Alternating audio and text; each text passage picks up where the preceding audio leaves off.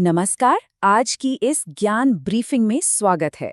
21 मई 2026 के सबसे जरूरी और बड़े अपडेट्स को आज हम डिकोड करने वाले हैं। बिल्कुल पॉइंट टू पॉइंट, बिना किसी शोर शराबे के, दिन भर की सबसे अहम घटनाओं का एक निष्पक्ष विश्लेषण। चलिए सीधे काम की बात पर आते हैं। आज की चर्चा में हम कवर करेंगे रक्षा और रणनीतिक अपडेट, फिर कुछ अहम अंतर्राष्ट्रीय समझौते, उसके बाद राष्ट्रीय नीतियां, पर्यावरण और विज्ञान की नई खोजें और आखिर में खेल और पुरस्कार। तो शुरुआत करते हैं हमारे पहले हिस्से से, रक्षा और रणनीतिक अपडेट। हाल ही में कई बड़े सैन्य अभ्यास हुए हैं जो सैन्य कूटनीति की रफ्तार को साफ दिखाते हैं। मेघालय के उमरोई के घने जंगलों में प्रगति 2026 चल रहा है, जिसमें 13 देश हिस्सा ले रहे हैं। इसका मुख्य फोकस आतंकवादी विरोधी अभियानों की तैयारी है। इसके अलावा मालदीव में दोस्ती अभ्यास, विशाखापट्टनम में बहुराष्ट्रीय मिलन अभ्यास और हिमाचल प्रदेश में भारत अमेरिका का वज्र प्रहार भी रणनीतिक मोर्चे पर काफी अहम कदम है। और सिर्फ सैन्य अभ्यास ही नहीं, स्वदेशी रक्षा तकनीक भी कमाल कर रही है। आंध्र प्रदेश के कुर्नूल में DRDO ने एक नई मानव रहित मिसाइल ULPGM-V3 का सफल टेस्ट किया है। AI से चलने वाली ये मिसाइल बिना किसी ऑपरेटर के हवा से जमीन और हवा से हवा में सटीक वार कर सकती है। वहीं बॉर्डर रोड ऑर्गेनाइजेशन यानी BRO अरुणाचल प्रदेश में प्रोजेक्ट हिम सेतु पर काम कर रहा है। यहाँ स्टील स्लैग कचरे से ऐसी मजबूत सड़कें बन रही हैं जो भारी बर्फबारी में भी टस से मस नहीं होंगी। मतलब AI और मजबूत बॉर्डर इंफ्रास्ट्रक्चर का एक जबरदस्त कॉम्बिनेशन तैयार हो रहा है। अब बढ़ते हैं दूसरे हिस्से की तरफ, अंतर्राष्ट्रीय शिखर सम्मेलन और कूटनीतिक समझौते। दुनिया के सबसे ताकतवर देशों के समूह का सफर बड़ा दिलचस्प रहा है। 1975 में ये G6 था, फिर G7 बना।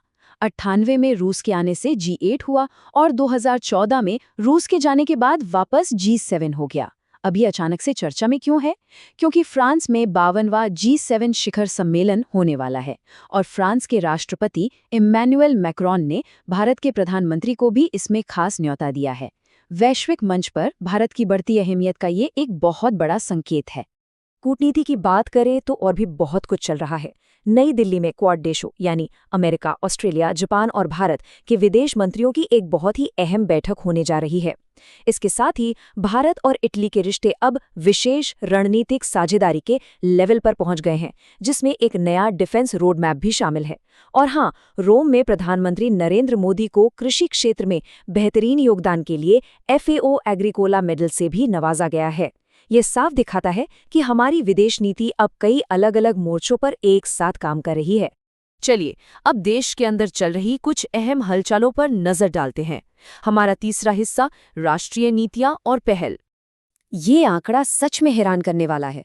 स्वच्छ भारत अभियान के तहत अब देश के 97% 97% शहरी वार्डों में घर घर जाकर कचरा इकट्ठा किया जा रहा है। सिर्फ 3% वार्ड ही बाकी हैं। जरा सोचिए, इतने बड़े देश में इस स्केल पर यह सुविधा घर घर पहुंचाना स्थानीय प्रशासन और शहरी बुनियादी ढांचे के लिए ये सच में एक बहुत बड़ी कामयाबी है। लेकिन नीतियां सिर्फ साफ सफाई तक सीमित नहीं है। अब एक बड़ा और दिलचस्प सवाल सामने आता है, कर्नाटक शराब पर लगने वाले टैक्स के तरीके में कैसे एक बड़ी क्रांति ला रहा है? तो इसका जवाब है एक बिल्कुल नई नीति जिसका नाम है अल्कोहल इन बेवरेज या AIB। दरअसल कर्नाटक देश का पहला ऐसा राज्य बन गया है जिसने टैक्स लगाने का पुराना तरीका ही बदल दिया है। अब टैक्स शराब की बोतल के साइज या उसकी कैटेगरी पर नहीं लगेगा, बल्कि उसमें कितना प्रतिशत अल्कोहल है सिर्फ इस पर लगेगा। अल्कोहल ज्यादा तो टैक्स भी ज्यादा। ये कराधान के क्षेत्र में बहुत ही सटीक और लॉजिकल कदम है। राष्ट्रीय स्तर पर कुछ और भी बड़े फैसले हुए हैं। रिजर्व बैंक ने ऑनलाइन फ्रॉड रोकने के लिए बैंकों को निर्देश दिया है कि वो ग्राहकों को हर महीने फ्री में सिबिल स्कोर चेक करने की सुविधा दें। दूसरी तरफ मध्य प्रदेश में खेत बचाओ अभियान शुरू हुआ है, जिसका फोकस इस बात पर है कि केमिकल फर्टिलाइजर कम हो और मिट्टी की सेहत सुधरे। और अगर स्वास्थ्य के मोर्चे पर देखें तो ओडिशा ने ममता योजना के बेहतरीन काम की बदौलत स्टेट हंगर इंडेक्स 2026 में पहला स्थान हासिल कर लिया है। कुपोषण को तेजी से कम करने की दिशा में ये एक शानदार उपलब्धि है। अब रुख करते हैं चौथे हिस्से का, पर्यावरण और विज्ञान से जुड़ी कुछ बेहद दिलचस्प खोजें। हमारी प्रकृति कितनी विविध है, ये इन हालिया खोजों से साफ पता चलता है। मिजोरम के मुरलेन नेशनल पार्क में बिल बनाने वाले सांप की एक बिल्कुल नई प्रजाति मिली है, जिसका नाम ट्रैचिस्टियम लाल रेमसंगई रखा गया है। वहीं देश के दूसरे छोर पर केरल के आर्द्रभूमि क्षेत्रों में कश्मीर फ्लाई कैचर नाम का एक बहुत ही दुर्लभ प्रवासी पक्षी देखा गया है। इसके अलावा 20 मई को विश्व मधुमक्खी दिवस भी मनाया गया, जिसकी इस साल की थीम है be engaged, sustainable agriculture and pollinators. उत्तर पूर्व के जंगलों से लेकर दक्षिण के वेटलैंड्स तक भारत की बायोडायवर्सिटी सच में कमाल की है। चलिए अब बात करते हैं उस तकनीक की जो हमारी दुनिया बदल रही है, एआई। अगर हम इन वैश्विक एआई शिखर सम्मेलनों की टाइमलाइन देखें तो पहला सम्मेलन 2023 में यूके में हुआ था। 2026 का एडिशन हाल ही में नई दिल्ली में आयोजित किया गया और अगला बड़ा सम्मेलन 2027 में स्विट्जरलैंड के जिनेवा में होने वाला है। ये दिखाता है कि एआई के नियम और उसके विकास को लेकर दुनिया भर में एक लगातार बातचीत का दौर चल रहा है। और मजे की बात यह है कि एआई अब सिर्फ सम्मेलनों में चर्चा का विषय नहीं है, ये जमीन पर उतर चुका है। असम के गुवाहाटी में भारत का पहला पूरी तरह से एआई और डिजिटल संचालित बैंक खुल गया है, जिसे स्लाइस स्मॉल फाइनेंस बैंक चला रहा है।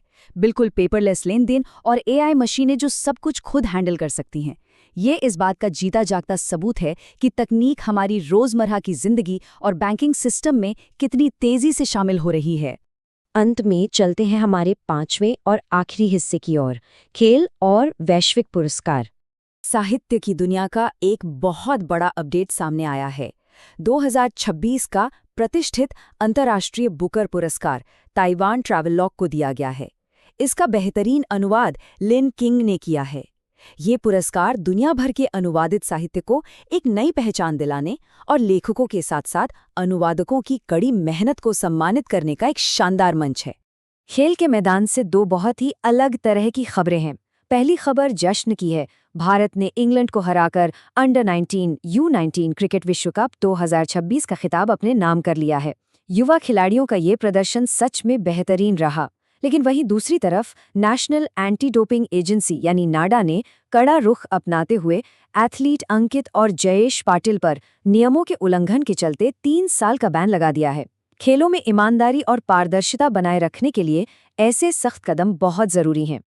और अब एक ऐसी खबर जो पारंपरिक खेलों और डिजिटल दुनिया को आपस में जोड़ती है।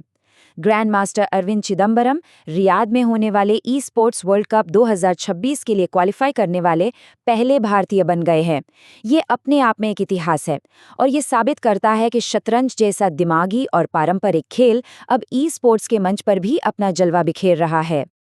आज हमने बहुत कुछ कवर किया, मिसाइल तकनीक से लेकर स्मार्ट वेस्ट मैनेजमेंट तक, शराब पर नए टैक्स के तरीके से लेकर शतरंज के ई स्पोर्ट्स तक। बदलाव की रफ्तार बहुत तेज है, लेकिन सबसे ज्यादा असर एआई यानी आर्टिफिशियल इंटेलिजेंस का है, जो अब ग्लोबल कूटनीति से लेकर हमारे लोकल बैंक तक पहुंच चुका है। तो सोचने वाली बात यह है कि तकनीक और विकास की ये लहर अगले 1 साल में हमारी रोजमर्रा की जिंदगी और बुनियादी ढांचे को और कितना बदल देगी। इसी दिलचस्प सवाल के साथ आज की ये ज्ञान ब्रीफिंग यहीं खत्म करते हैं। इतनी सारी जानकारी के इस सफर में साथ बने रहने के लिए बहुत बहुत शुक्रिया। जल्द ही फिर मिलेंगे कुछ नए और अहम विश्लेषण के साथ।